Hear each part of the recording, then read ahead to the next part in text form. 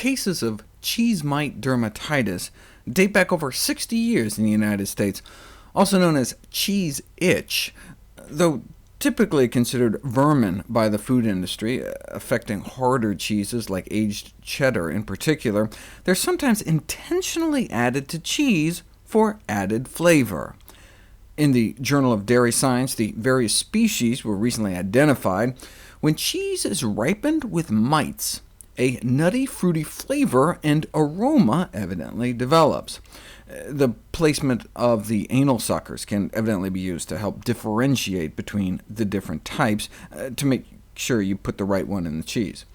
Here's a video of the little suckers in action, ripening the cheese, developing the nutty, fruity flavor and aroma. Positively appetizing, though, compared to some other cheese-making practices. The cheese skipper is sometimes present in well-aged cheese, and a proof of its quality.